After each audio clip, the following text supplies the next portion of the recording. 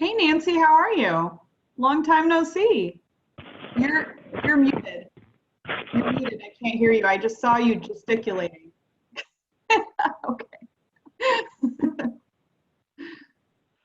We'll wait just a couple minutes for Matt and the others to join. Oh, here, and as I say that, here many of them are.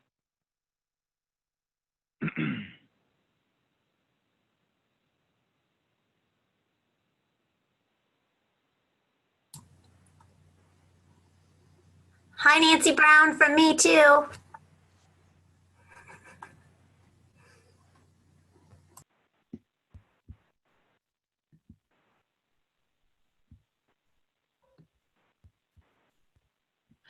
Now I can say hi. I figured out which button to push. It isn't the same with every Zoom meeting.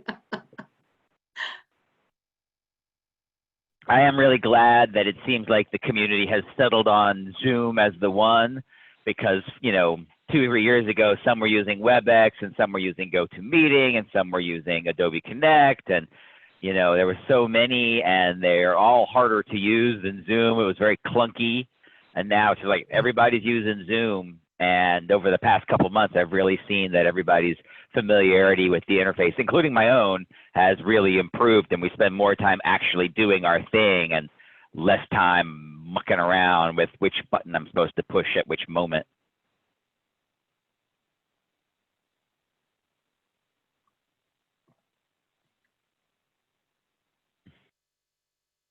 So it's right at 9. We've got 10 here. Matt, let's give them like 2 more minutes for the stragglers, and then we'll go ahead and get started. Sounds good, Eric. Thanks.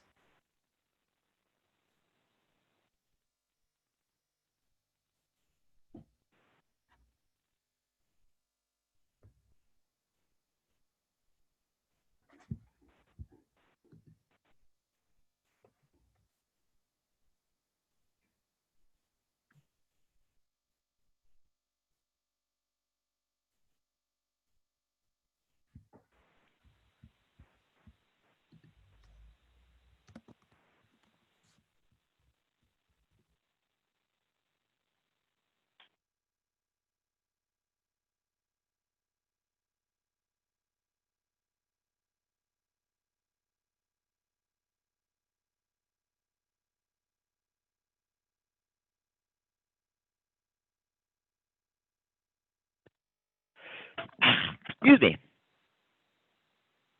I want to thank everybody for hanging in here. This is the last of our sessions that we've got scheduled.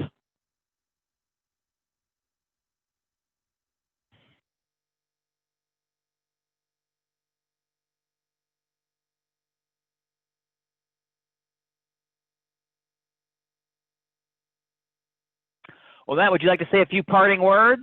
I would, Eric, especially since this is our last session. I just want to thank everybody for being on this call. We've had 3 of these over the summer, and this all started with our symposium with right at the time COVID was hitting and everything. And I just really have enjoyed being able to see some of my partners virtually through these calls, and your trainings have been great. I hope we can do more in the future, but really just want to thank everyone for the work that they're doing out there in the River Basin, and encourage everyone to keep it up, keep doing great things, and reach out to us anytime we can be of help, and look forward to seeing you all in person in the future.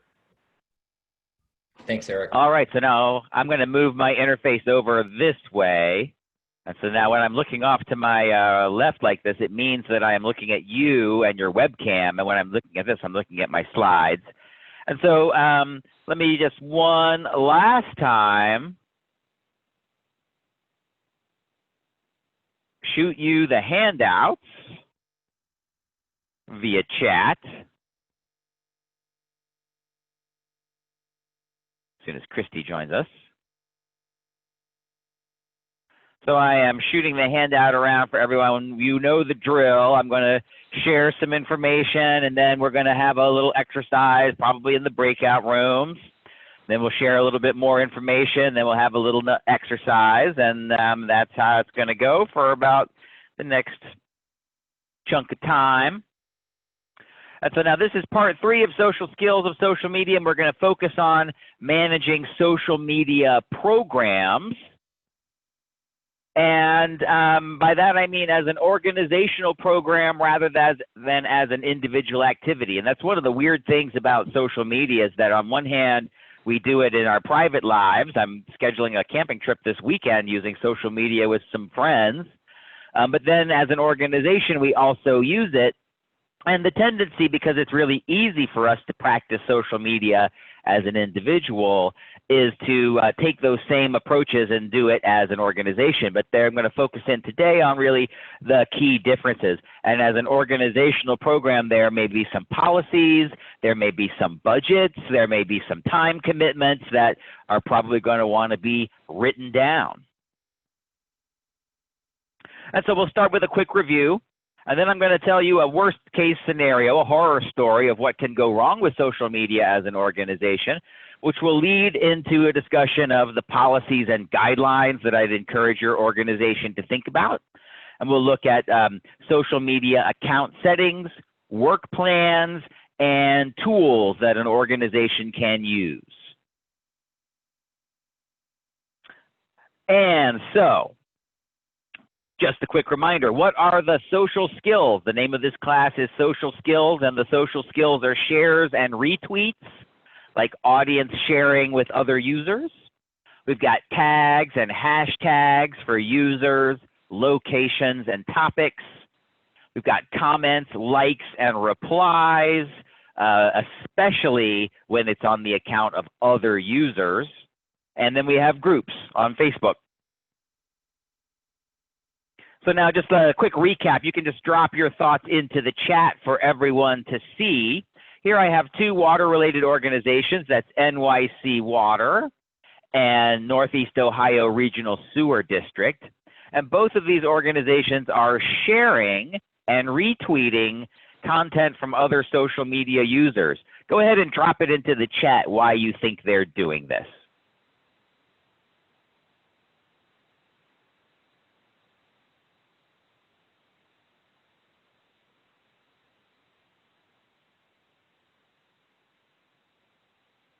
So Jason says to reach a wider audience. Yep. Yep, more exposure, reach more people. And also you can cultivate a relationship. So eventually American Rivers is going to notice, eventually American Rivers here is going to notice that Northeast Ohio Regional Sewer District is retweeting their stuff, and they will start to form a relationship. They will have a stakeholder partnership.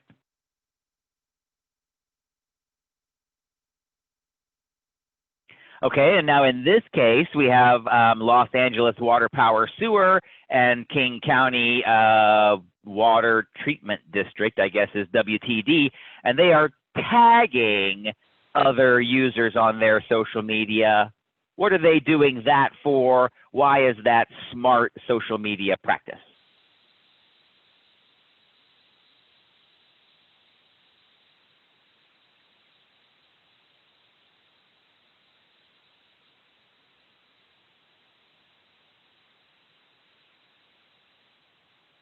Yep, and Lynn says that they're reaching those users and their audiences. Yep. And Teresa says to help readers get info in a more natural way. Those are all good answers. And they are cultivating relationships. If the social media manager for UC San Diego or Fremont Universe sees themselves getting tagged by these other organizations, that's a friendly gesture.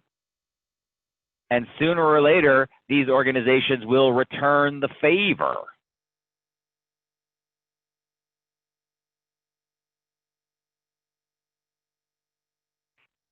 And now I have two water organizations that are using hashtags in their social media. Hashtag winter safety, hashtag CLT traffic. What do they get by posting their content using these hashtags? Why are they doing that?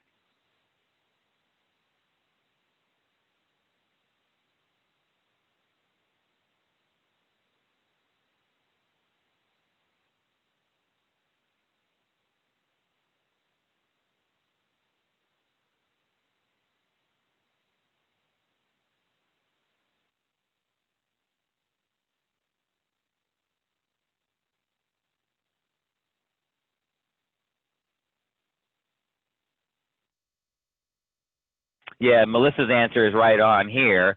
So people following these tags or people searching for these tags, they're going to see it too. It's a way of reaching people who've never heard of your organization.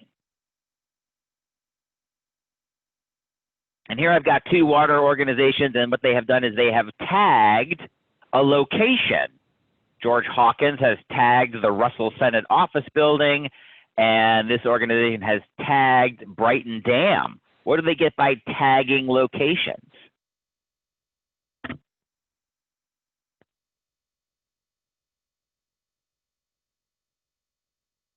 So Lynn asked, do a lot of people really do that, search or follow tags? The answer is absolutely.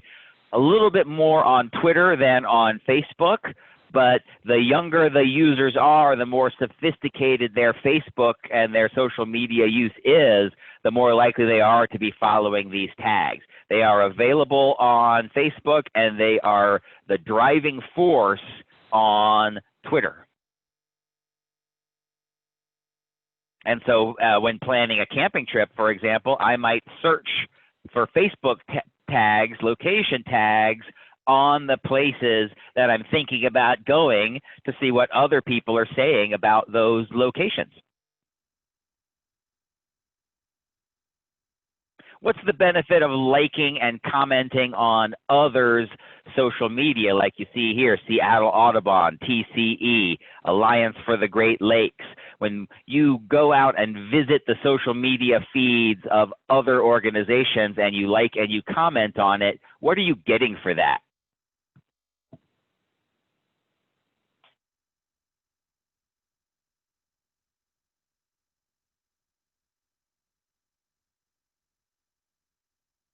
Yeah, personal interaction and exposure invites others to maybe check out. If you write a thoughtful comment, you might get some additional response, all on point there. Relationship building, absolutely, Lynn. I think this is the last one of these. Now we're on Facebook, and you see groups. I have Fishing in Maryland with 7,300 and some odd members. I see Women in Agriculture with almost 60,000 members. What's the benefit to you for joining, finding, joining, and participating in these kinds of groups?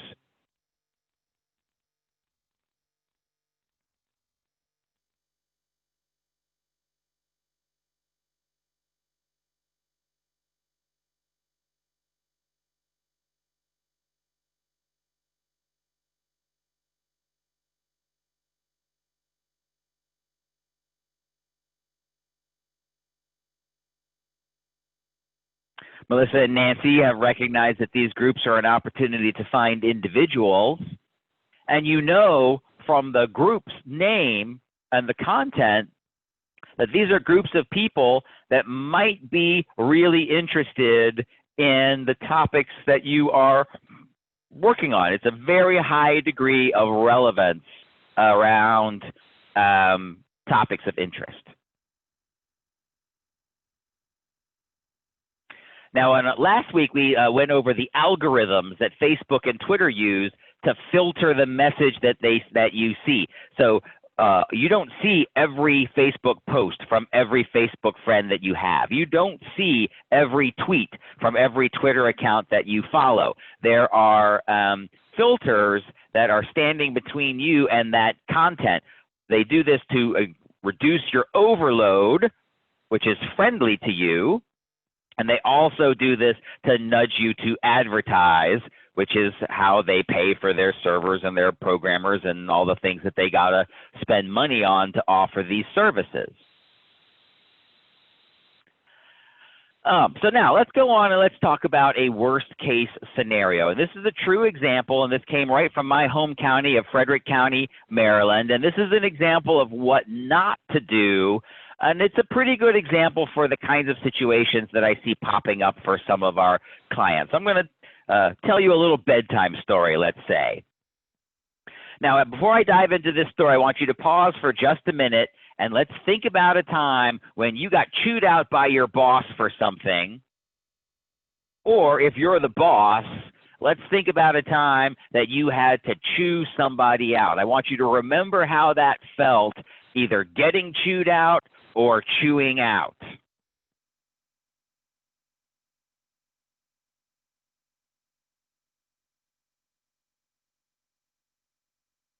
And so here we are in Frederick County, Maryland, and this is the Twitter account for Frederick County Public School System. So we're going to look at an example from a public school system and their use of Twitter.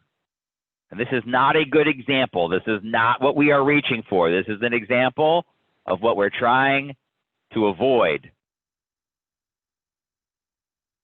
And so the story started in the winter time, and a student named Nathan, who went to Linganore High School, tagged the Linganore Rocket account and tagged at Frederick County Public Schools, close school tomorrow, please. But the student Nathan spelled tomorrow, tomorrow. So he spelled it wrong. And the social media coordinator teased him just a little bit and said, but then how would you learn how to spell tomorrow?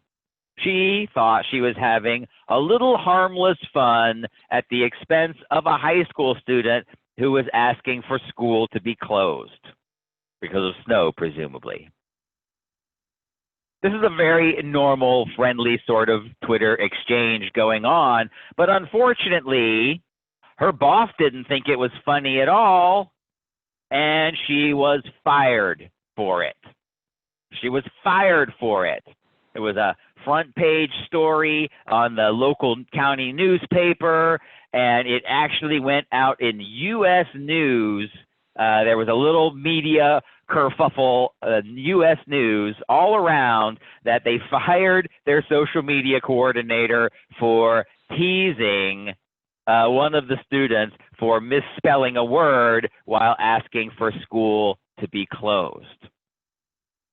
Now, it turned out that the parents and the alumni and the public was actually on the social media coordinator side. So in addition to a round of bad press, there was a little social media storm of parents and students and alumni using hashtags like Free Katie and hashtag Katie from FCPS and, you know, Free Katie. And so the school got the school system got a huge black eye for firing their social media coordinator.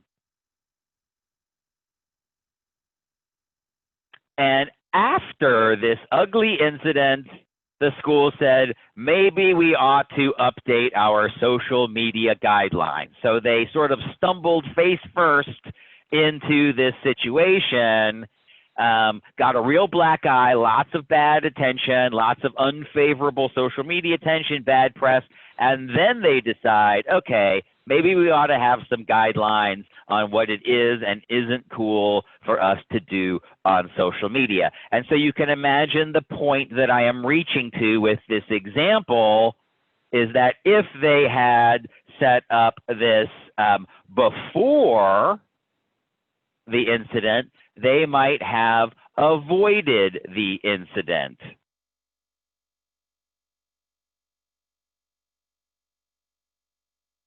And that's the moral of the story, that it's best to think through how your organization will use social media before you jump in with both feet. And that's a lot about what this course is about today is we don't want those kinds of things to happen. Let's do our best to think all this through before something like that happens, and then hopefully it'll never happen. And that's where we get to social media policies and guidelines. And I'm going to send around that link one more time because a lot of people have joined us.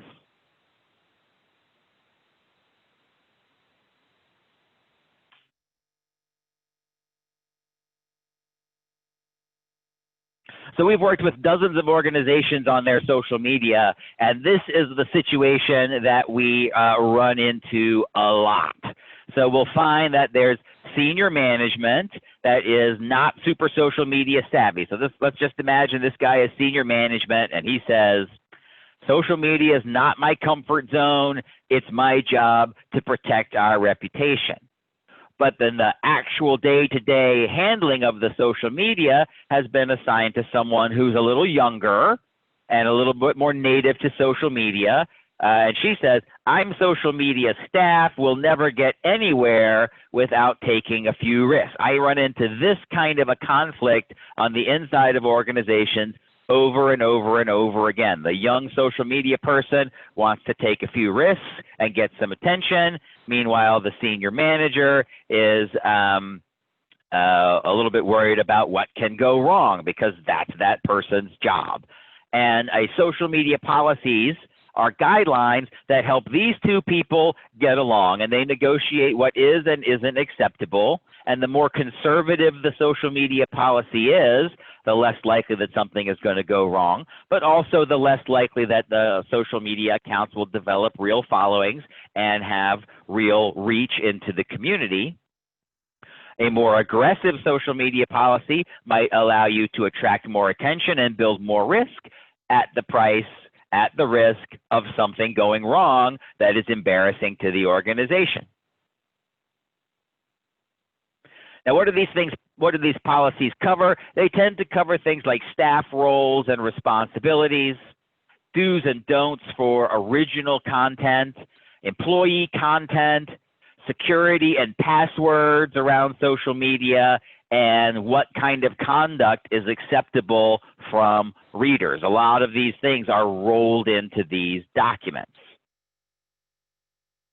And here's an example.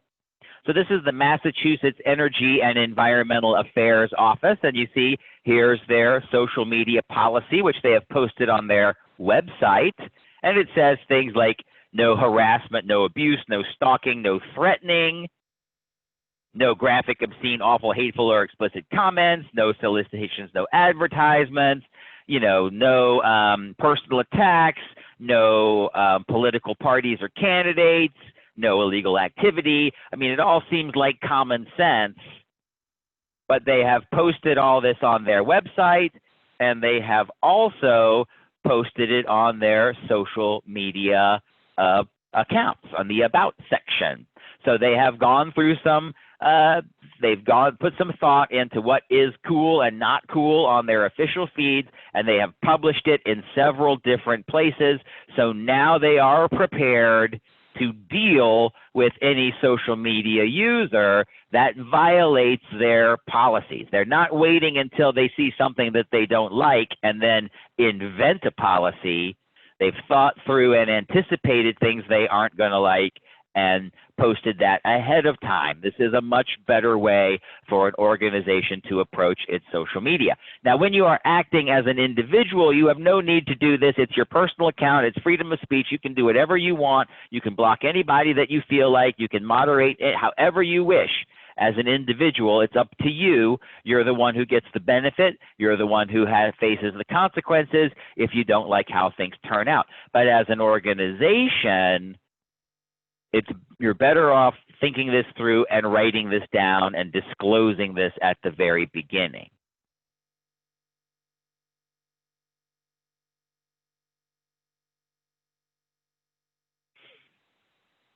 Now, it's common for senior management to favor a conservative approach. They want to reduce risk. This guy says, I'll give you a longer leash as I get comfortable. Meanwhile, the people who are responsible for results will say they favor a more aggressive approach so they can get results sooner. Mistakes are learning opportunities. Now, I see a really interesting comment here from Teresa. As a government page, I'm actually not allowed to delete any messages or comments. The page I manage is subject to public records laws. Well, that's fair.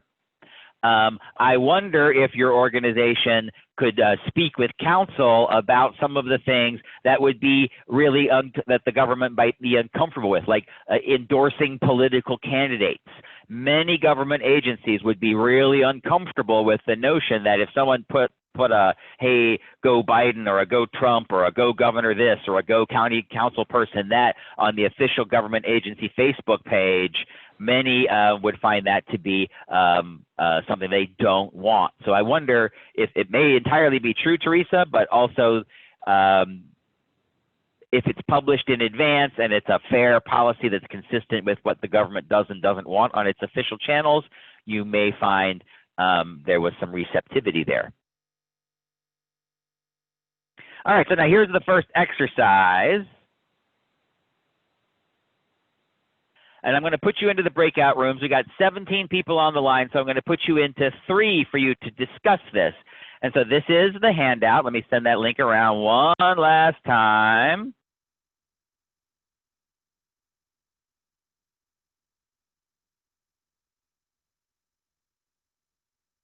I just saw Sandra's quote. We set up a policy that we will take a screenshot of the offending comment and save that for public records before we delete it. I really like that solution, Sandra. That seems to make a lot of sense. Okay, so now here is the exercise. And what I've got for you is several different areas that are often covered by an organizational social media policy. And on the left-hand column is lower risk, less effort, and slower growth. Lower risk, less effort, and slower growth on the left. Aggressive, higher risk, more effort, faster growth on the right. And it's a spectrum. And you can put yourself on the left or the right, somewhere on this spectrum. You got 4 options where you can drop an X on where you think your organization would fall on these charts. So when you fill it out, it might look a little something like this. And I'm going to send you into the breakout rooms for 6 minutes to discuss this with your peers, how you might wish to respond as an organization. I recognize that you all work for different organizations, but it's a good conversation to have. More conservative, more aggressive, or somewhere in between on all of these critical items. And I'm going to send you all into 3 rooms, which would be about 5 participants per rooms, and you get 6 minutes to go through all of this. Have fun.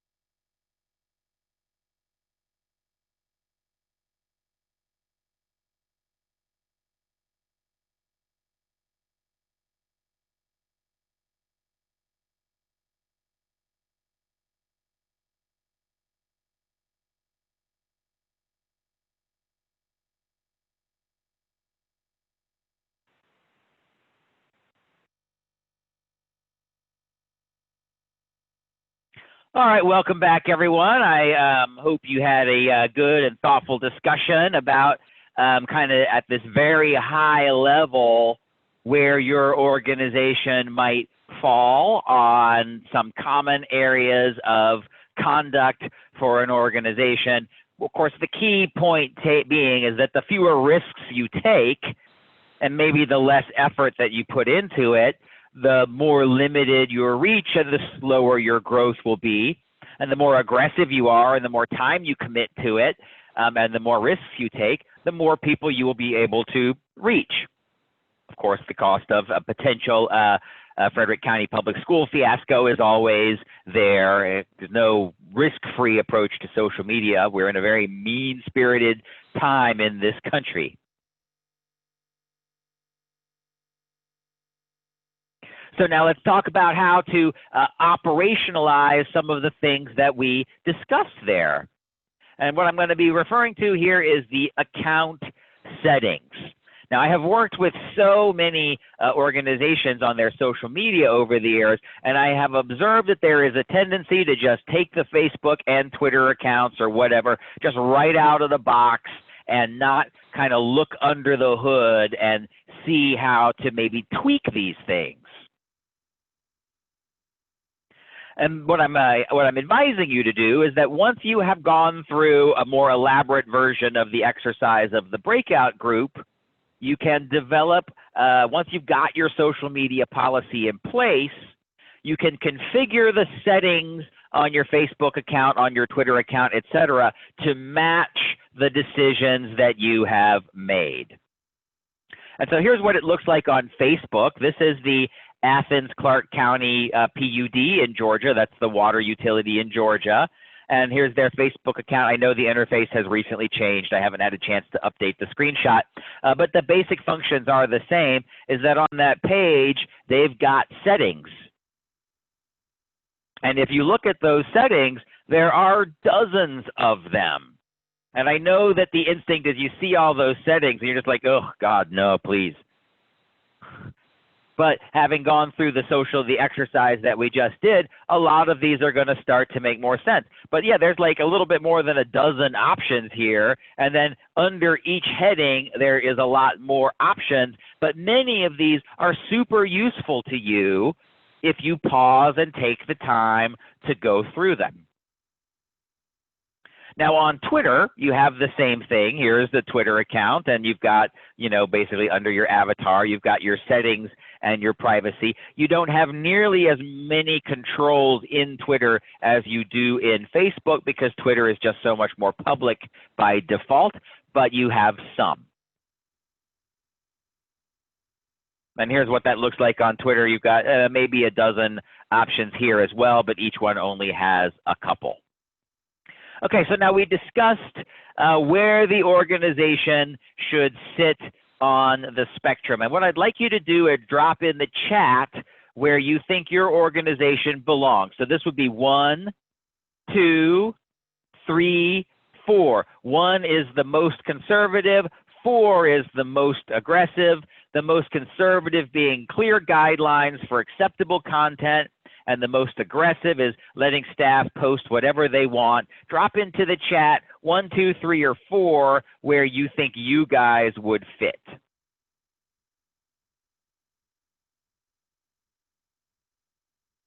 Oh, wow, I'm seeing the full range. I see some 1s and I see some 4s. Seeing quite a range in what you feel is appropriate for your organization. So that's terrific.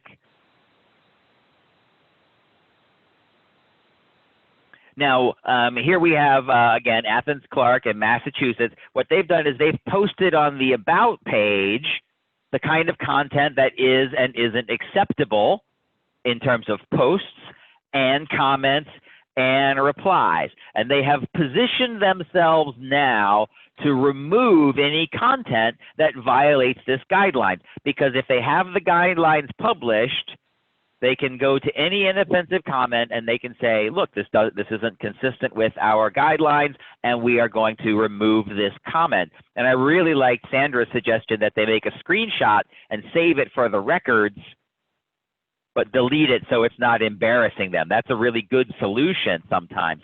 if you wait until after you see inappropriate content on your Facebook page and then you ban it, that person who's posting the inappropriate content can challenge you and say, you're singling me out because of whatever reason, and they can, and they say it's personal. And particularly if you're a public servant, you're trying very hard to avoid anything that would give the impression that you're singling somebody out because you personally don't like them or disagree with them, and you want to have a clear guideline so it's clear that these rules would apply to everyone regardless of who it is. And now I want you to do the same thing. 1, 2, 3, or 4, limiting posting permission to a small number of senior staff, or authorizing many staff to post on the organization's accounts.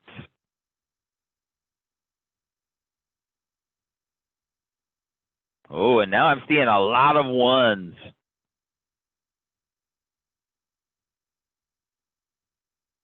All right. Lots of 1s, a couple of 4s. Wow, people are all over the place on this. So now, how do you do that? Well, in Facebook, one of your settings is for something called page roles. And with the page roles, you can add multiple individuals and give them various levels of permission to manage your social media account. You can make them the administrator, and then they have complete control. You can make them the editor, and then they have less control, et cetera, et cetera. So if you're in a big organization and only some people have ultimate authority and some people have some authority and a lot of people have no authority to use that account, that's in your page roles setting. And over on Twitter, they've got that hiding under privacy and safety, or that's where they had it when I made this screenshot, where you can add people to teams and allow that. You have similar controls for an organizational Twitter account.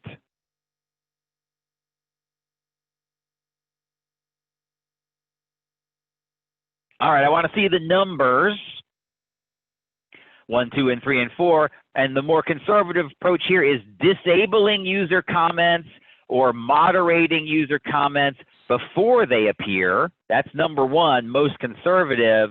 Most aggressive is removing offensive or inappropriate content after they appear. Does your organization want to check everything before it appears? Very conservative, somewhat stifling. Or do you want to wait until something inappropriate appears and deal with it then, accepting the risk that maybe someone's going to post something inappropriate and someone might see that? Where are those numbers falling?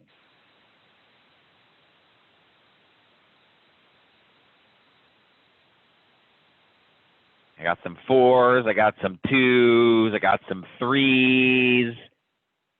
Seems like you guys are a little bit more comfortable for most of your organizations allowing the bad stuff to appear and then dealing with it, which creates a more lively social media presence for sure.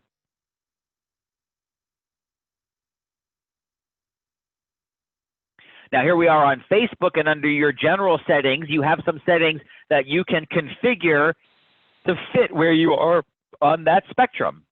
And so here's just a couple of answers. Visitor posts. You can allow visitors to publish posts on the page or not. You can allow them to post photos and videos or not. You can review their posts before they are published or not. You can disable that. You have control over what visitors can do on your page. You can allow it or not. You also have something called page moderation, and this is something I would really encourage your organizations to look at. You can block posts or comments containing the following words. If you have someone who keeps posting about libtards on your Facebook page, you can say block posts or comments containing the following words and set that up automatically. So if there's certain hot button offensive language that keeps finding its way to your social media thing, just block it. Don't let anybody post a comment or a tweet using that language.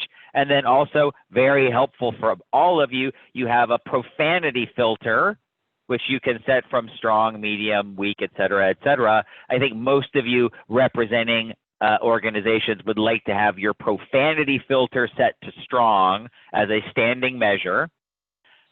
You moderate inappropriate language if you see that certain things are coming up in again and again and again.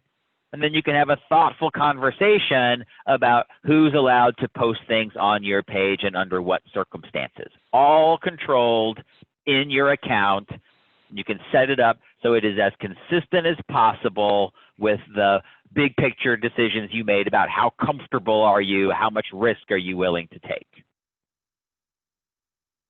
Now, so this is over on Twitter, and you have similar consoles here under privacy and safety, muted accounts, muted words, and blocked accounts. These are some of the tools at your disposal for preventing bad things from appearing on your feed and dealing with those that are causing you trouble. So this is up here, I've got it set, you can allow people to tag you in photos or posts. That's a privacy control. You can protect your tweets so only a few people see them for certain kinds of things. And then you can block or mute accounts. And so this is from the Waterwords account, and we had to block one, Free Asia Date. You can just imagine what kind of stuff they were trying to send me, so I blocked them. You have the option to block specific accounts, or you can mute the accounts, or you have all these controls here, which you can set up to however you feel best fits what your organization is comfortable with. And the larger your accounts grow and the more activity you have, the more followers you have, and the more important social media becomes for your organization, the more helpful it becomes for you to spend time with these accounts, going through the settings and thinking hard about how you want to set that up. You've probably noticed over the course of our 3 sessions that having social media really be in a place where it does something for your organization requires regular investments of time. Doing your settings can make sure that some of that, you're not spending much of that time dealing with the unwanted stuff. Use your time for the positive stuff, the tagging and the sharing and the liking and the commenting, and let the settings do as much of the refereeing as you possibly can. All right, so now let me see the 1s, the 2s, the 3s, and the 4s on strict password and security procedures, which take time away from posting content, or loose password and security procedures so staff can focus on content. Where do you all sit down on that? Where do you all stand on that, I should say? Oh, wow, I've got 4s, and I've got 1s, I've got 2s, and I got 3s. It seems like you guys are running the full spectrum on the password stuff.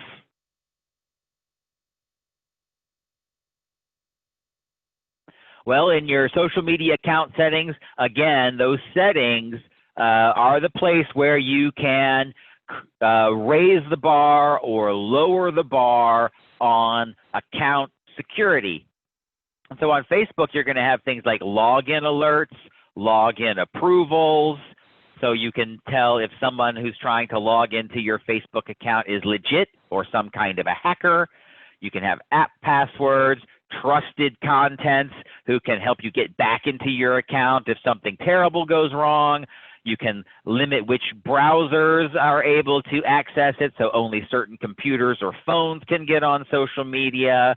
You know, you can set your account up so someone can close it if you die. You know, there's all kinds of settings here under security that you can use to make sure that everyone who is accessing the account is really who is improved. Limit access to a certain number of approved computers that belong to you, and empower other people to back you up in case something goes wrong. Now, it takes a while to set these up and to reach out to people and say, would you be willing to play this role for me, et cetera, et cetera. All of this stuff is a little bit time consuming, but then in case something goes wrong. And we have had clients who have had their websites and their social media accounts hacked. It doesn't happen very often, but it does happen sometimes. And once they're hacked, I think many of them realize that they wish they had taken the time to do some of this stuff beforehand rather than afterwards. Over on Twitter, you have a similar set of options. You can verify login requests, require, special, the challenge questions before anybody changes the password, those kinds of things. Protect your account from evildoers of various persuasions who would love to hack in and embarrass you, depending on how controversial your work is.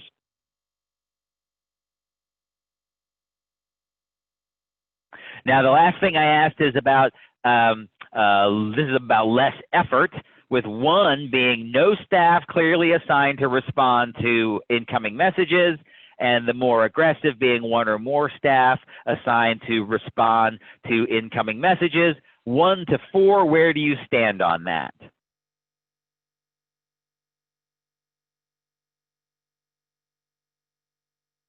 I'm seeing 4s and 3s on this one. A couple of 1s.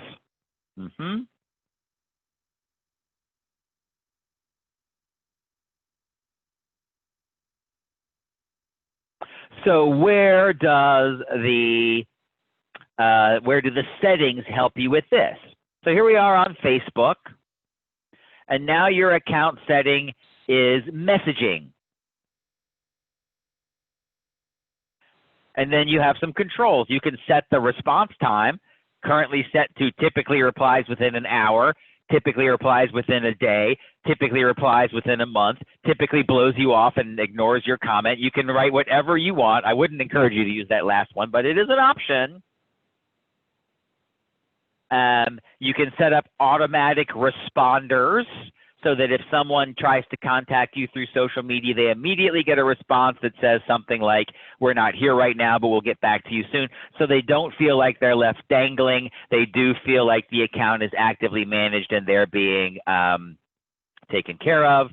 You can send instant replies, et cetera, et cetera. On Facebook, you have a lot of options so that if someone contacts you, they don't feel like their message went off into the void and vanished. And related to that is notifications, so that, no one is expecting you to be on your work social media account 24 hours a day, 7 days a week. Who wants to be hounded like that? But you can set up notifications on Facebook so that if someone does interact with you in some way, and you are away from your desk, you're away from your phone, you'll get some kind of notification. So you can set notifications for mentions, comments, subscribers, followers, likes, etc., so that you are automatically notified about certain things that are important to you and that you are not notified if it's not important to you. You have fine control over this, and you can set it however seems to be the best for your organization. And if it turns out it's too conservative, you can open it up a little bit with practice. If it turns out that it's too aggressive, you can dial it back at any time.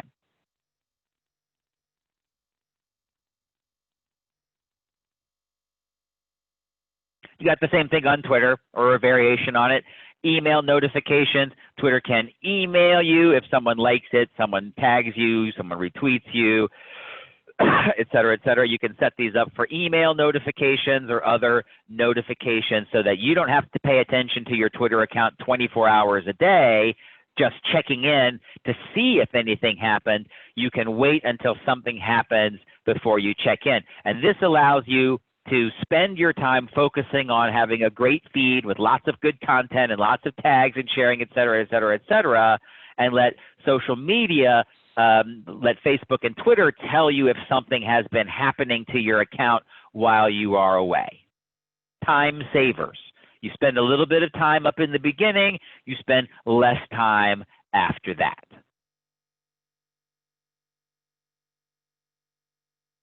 Now, all of this just scratches the surface. I've just barely scratched the surface of what's possible for you to do, but thoughtfully configuring your settings makes it easier to manage the accounts consistent with the policies and guidelines that you and your boss and you and your team and you and your board have come up with, because you will automate many of those rules. And then, the effort that you put into it, a lot of it's automated. It will reassure the senior management that the account is being used in a way that's appropriate for the organization to the best extent possible. Of course, there's no guarantee that there's going to be zero risk, but you can reduce the risk. And for investing some time up front, getting it set up, you can spend less time worrying about that stuff later and focus instead on having a great feed. Okay, so work plans. Most of you work for organizations, and most of you have some kind of a work plan for what they expect you're going to accomplish during the year. And probably a work plan for the whole organization to see what it's going to accomplish during the year. Let's spend a little time, or let's spend a lot of time, thinking about that on the social media side of things. You may have work plans for how many inspections you're going to conduct, or how many acres you're going to restore, how many meetings you're going to hold, or how many permits you're going to review, et cetera, et cetera. You're used to that. Your organizations are used to that. They might not be used to having a work plan for social media. So what does the social media job description look like, and how much time does it require? Because conservation organizations are still sort of behind the curve on social media, it is often the case that they expect that if they give one person responsibility, that suddenly they're going to be amazing. And you can get into a situation where the expectations that you have to meet are totally unrealistic. As the boss, you don't want to set your staff up to fail. And as the staff, you don't want to get set up to fail. All right, so now this is a pretty big exercise. This is now page 18, and I'm going to send you into the breakout groups for 8 minutes on this one, or I'm going to send you in for a little longer, so this is a big one. So now what I've got here is a list. This is a list of the kinds of things that a social media manager for an organization needs to do. Policies, direct messages, tweeting, presenting results to the boss, looking for new contacts, briefing the senior management on what you're accomplishing, all the kinds of things that you would do with any other area of your job.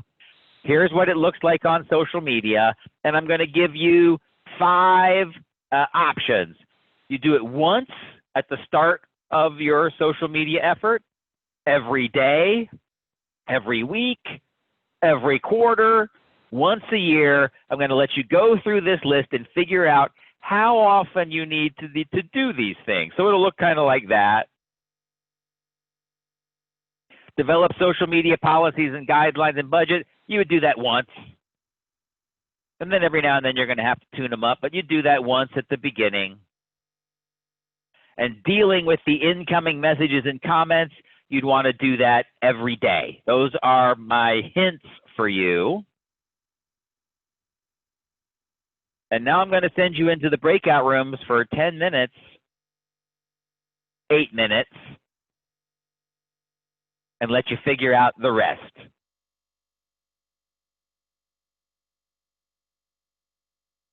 Good luck.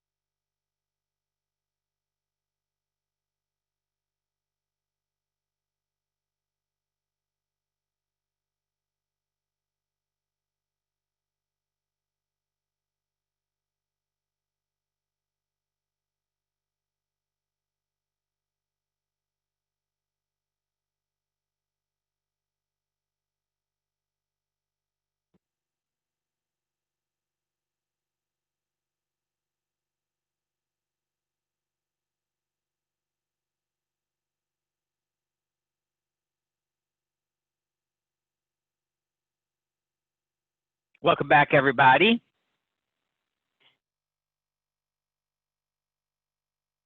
Let me hear what you have come up with. What are some of the things that your organization might wish to do once at the start when launching a social media arm to your communication? What are some of the things that you're going to do once at the beginning?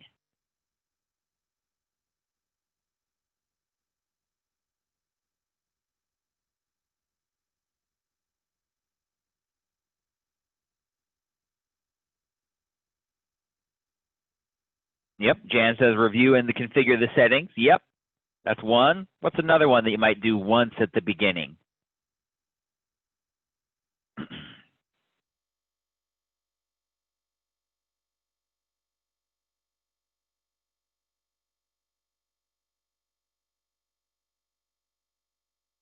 Team capacity and needs. Yes, Jan, for sure.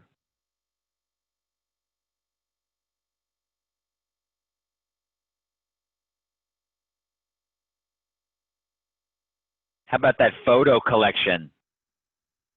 How often are you going to be checking that? If you've heard me clearly over the past 3 weeks, it's that photos are everything.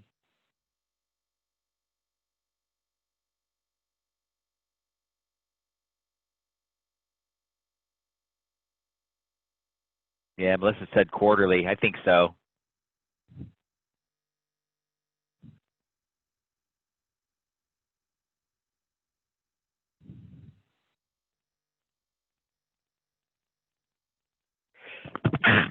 So tweeting 3 to 5 times and posting to Facebook 3 to 5 times. How often are you going to be doing that? Looks like everybody's on the same page with weekly. All right, that is terrific. I think we're all agreed there. How often are you going to review and report your results to senior management?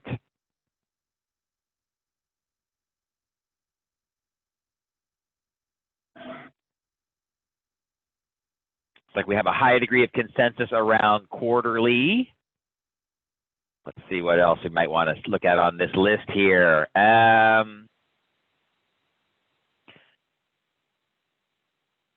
Searching social media for Facebook posts and tweets worth retweeting.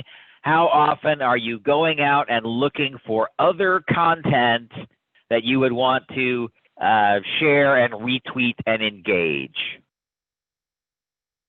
I'm seeing weekly, yeah. Maybe every Tuesday morning you spend a couple of hours scanning social media looking for something worth sharing. The last one on the list is tallying up your likes, your shares, your retweets, your page visitors, your new connections, your link, counting all of the results that you have gotten. How often would you be doing that?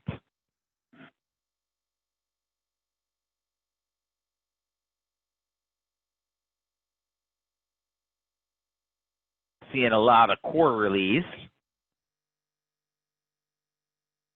As your organization and your reach grows, you might find that quarterly isn't often enough because they'll just be too much. And if you are counting it on a weekly or a monthly basis, that might make it easier to count the next time. Because if you wait a full quarter, oh my gosh, now counting all that up is a huge ordeal. I've got one, monitoring social media for conversations about your organization or your mission and responding if appropriate. How often are you going to do that?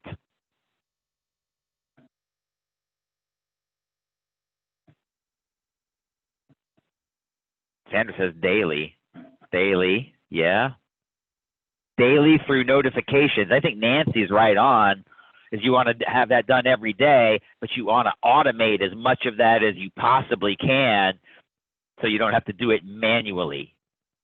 So that if there's nothing, you don't spend any time on it, and you only spend time on it when there's something.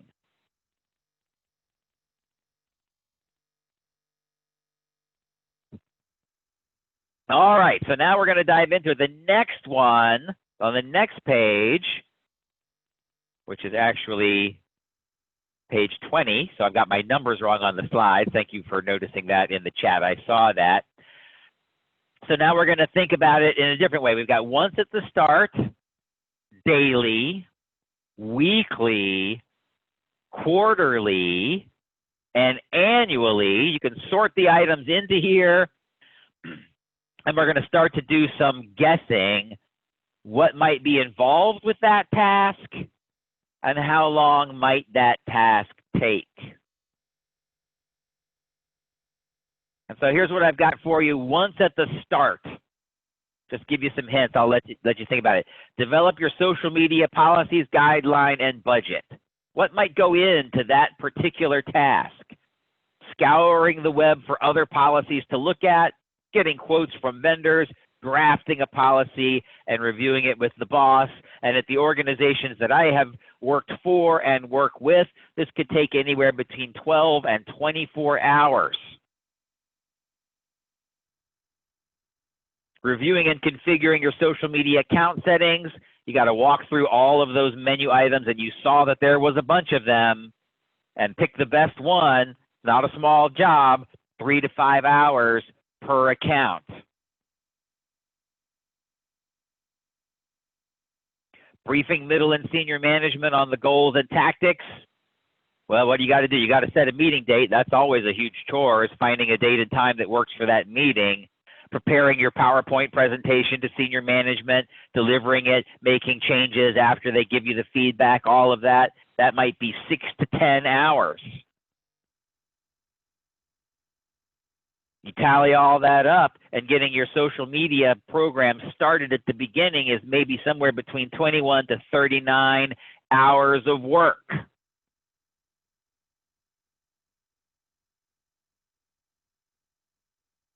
And I see some of you seem to be taking notes. I'm going to leave this up on the screen here for just a minute.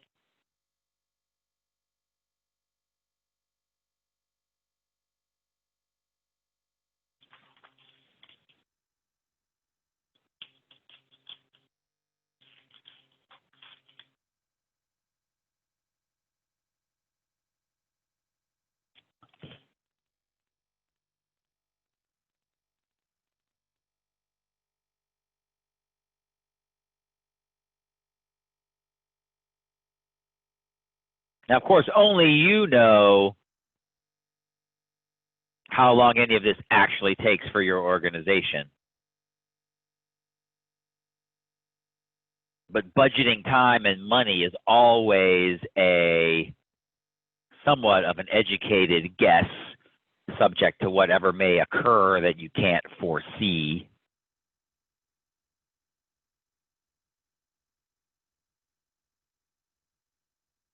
So now you're going to do it. I'm going to send you to the breakout room for 4 minutes, 5 minutes, to do this for your daily activities, dealing with incoming direct messages and comments, monitoring social media conversations about your organization and your mission, searching social media for Facebook posts we're sharing. These are some daily items. What might go into that? And how long might it take? I give you 5 minutes in the breakout room to think through these items.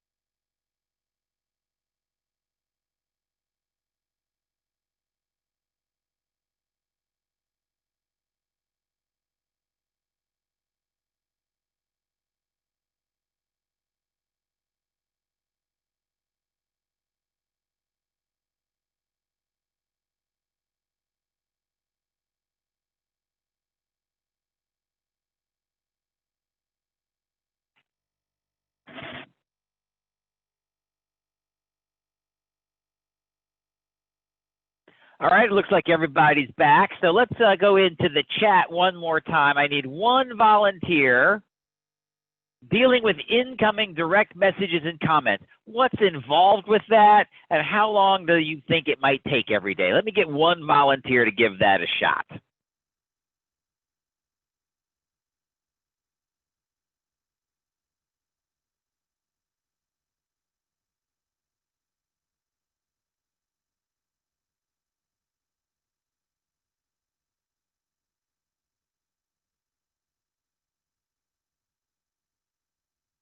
How long does it take to deal with incoming direct messages and comments every day, and what might you anticipate you have to do?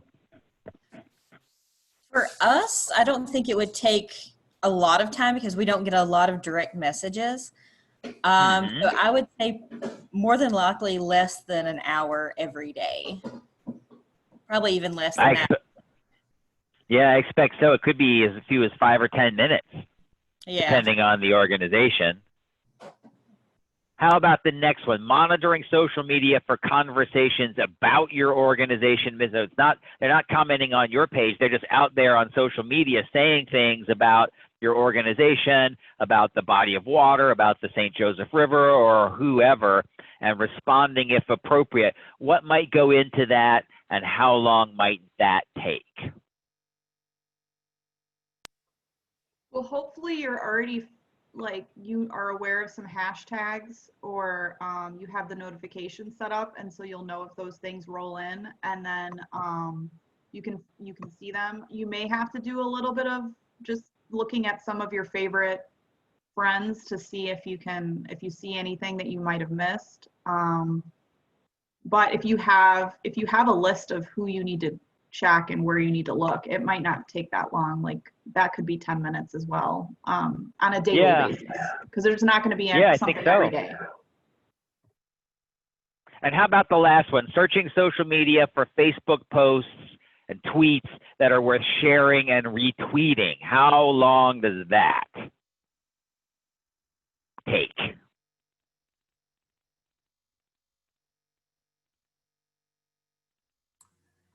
Eric, I can talk about this one. Okay.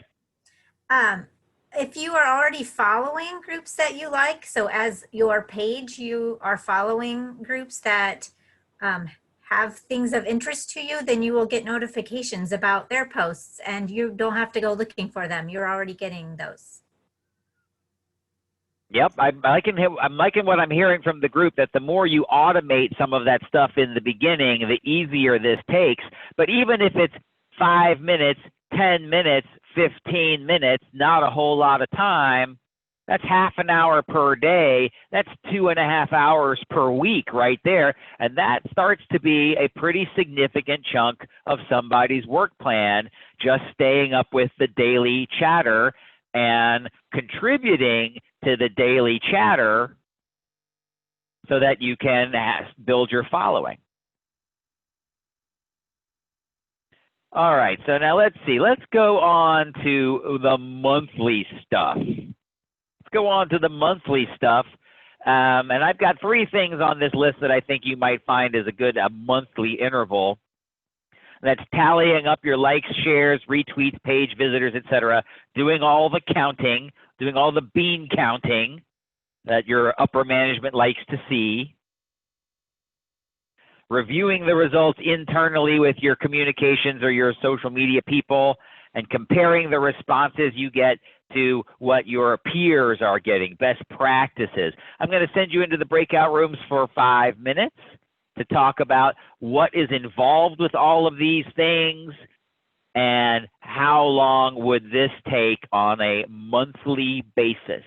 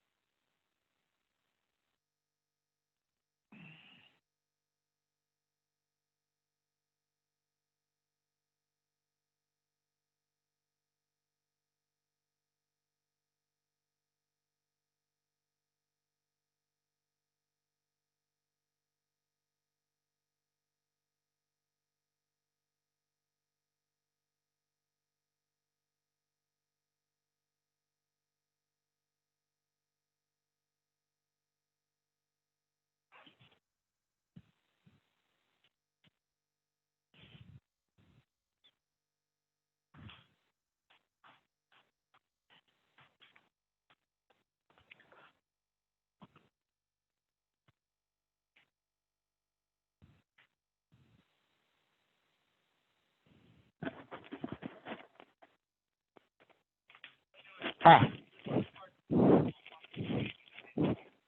Sure. That's me. Thank you.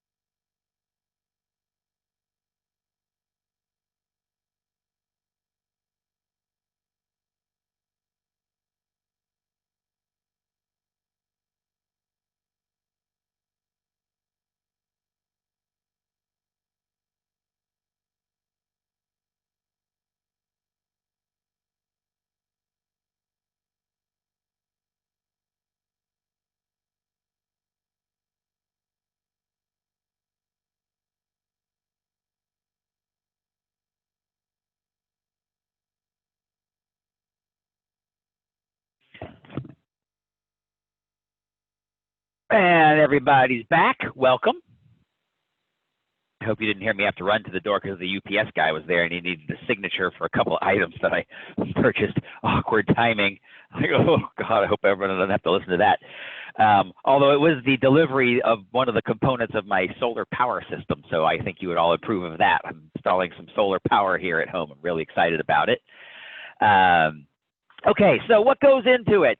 Tallying up your likes, shares, retweets, page visitors, new connections, etc. on a monthly basis. What does that take and how much time does that take? Let me hear from somebody who's got some opinions on that.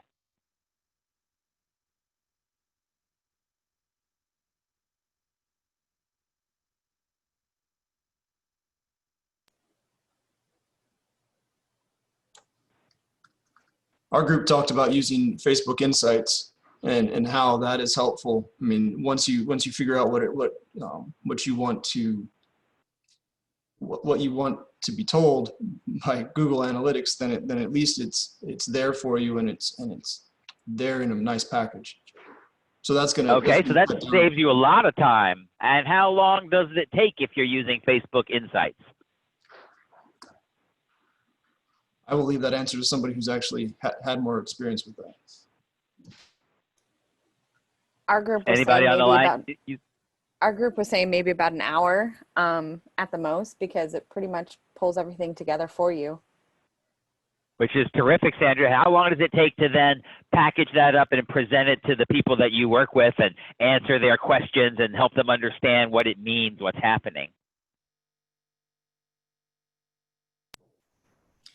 For us, we had just for the reviewing, like during a meeting, and most of us were probably 10 to 15 minutes during a larger staff meeting because of how our organizations operate. Okay, terrific. That's not so bad. If you waited a whole year, I wonder if it would take any more. Facebook Insight can still tell you those results on an annual basis and make that easy, but then the conversation might take a little longer. Let's do this one last time on a quarterly basis. What are you doing on a quarterly basis? Well, assessing your photo collection and seeking additional photos. I will tell you that after being in business for 12 years, working with organizations like yours on all manner of communication stuff, photos are often the Achilles heel of conservation organizations. They don't have good collections. They don't know which pictures they have permission to share. They have photos on this phone and on that hard drive and in this box under somebody's desk. And social media is primarily a visual medium. It is all about the photos, and having your photo collection be in tip-top shape is one of the most important things that any organization that is serious about communication can do, and it is often the thing that catches them the most by surprise, is how hard it is to put their hands on good photos that they have the rights to use. And then searching for relevant journalists, officials, and other influential people, the movers and shakers that help you succeed or not, and connecting with them on social media. So let's focus on these two. I'm going to send you into the breakout rooms for a couple of minutes as before, and we'll see what you come up with.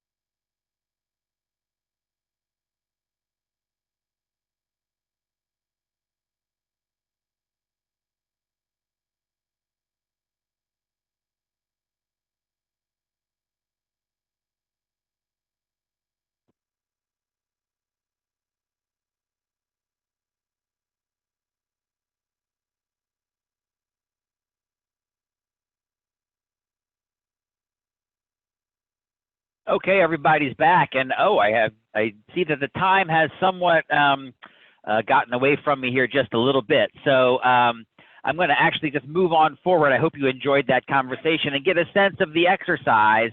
And you can use this handout anytime that you like for going through and thinking through your social media program from beginning to end. What's got to be done? How often? How long is it going to take? And the key point I'd like to take away is that what I'm observing in practice is that organizations really start to see good things coming out of their social media when they commit about a half-time employee to that effort. Now, I know for some of your organizations that seems like a huge commitment, but that's about the number of hours where we start to see really rapid growth, lots of response, and the social media becomes actually really useful tool for the organization to accomplish its mission rather than kind of a vanity thing or maybe the fun thing that you give to the junior person. When you're putting that much time into social media, stuff is going to really start to happen and assist your organization moving forward. Now, I've got one last video I want you guys to watch on some of the tools. I mean, there's a lot of really great built-in tools on Facebook. There's a lot of really great built-in tools on Twitter that can make all of this easier. But as you grow more and more sophisticated, there are some additional tools offered by third-party vendors that make it really easy to track what they are saying out there. It's really easy to monitor what your friends are saying, but what about what's going on outside of your immediate circles and your immediate social media profiles? And for this, I have a short video so you can see what strangers are talking about. Let me just grab the link here, and I'm going to drop it into the chat.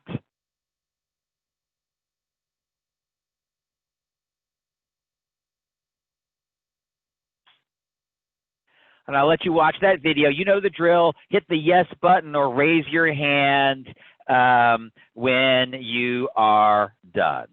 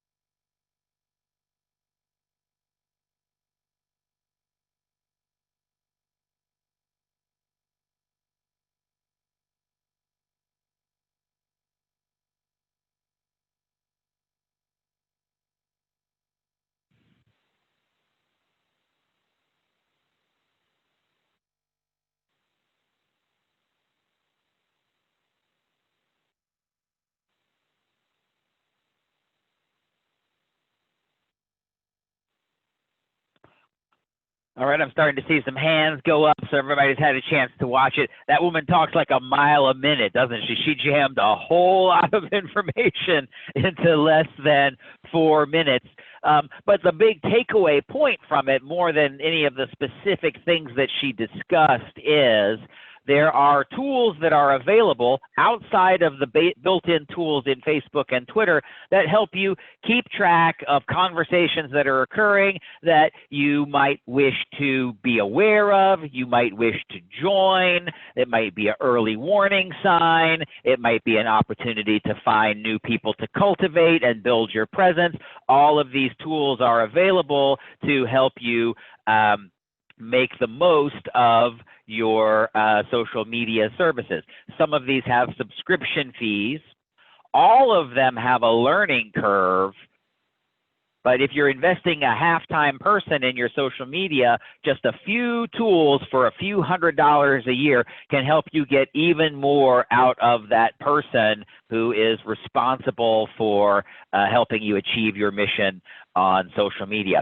Now that brings us to the end of our time here this morning. So I'm going to pause and I'm going to open the floor for questions or comments, anything that any one of you on the line wishes to share with the other participants here.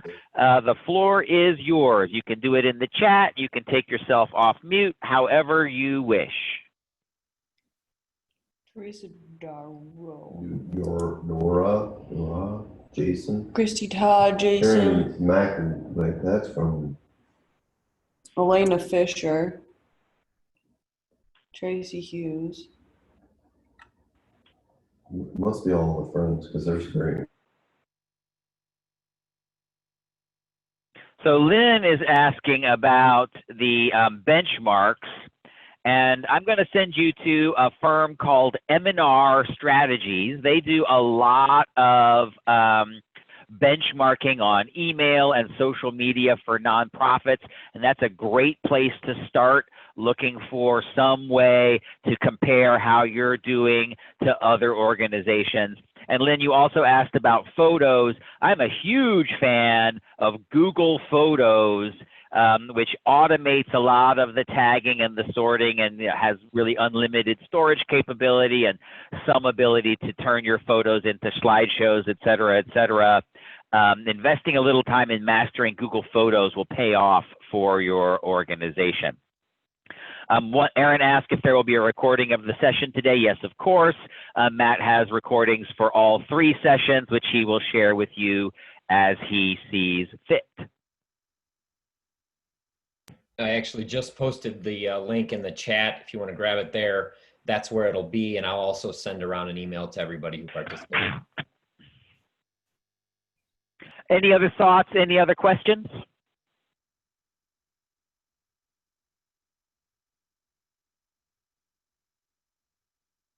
Thank you all for your time. 3 sessions, almost all of you stuck with it all the way to the bitter end. I really appreciate your attention and your thoughtful participation. Matt, thanks to you and the St. Joseph River Basin Commission for the opportunity.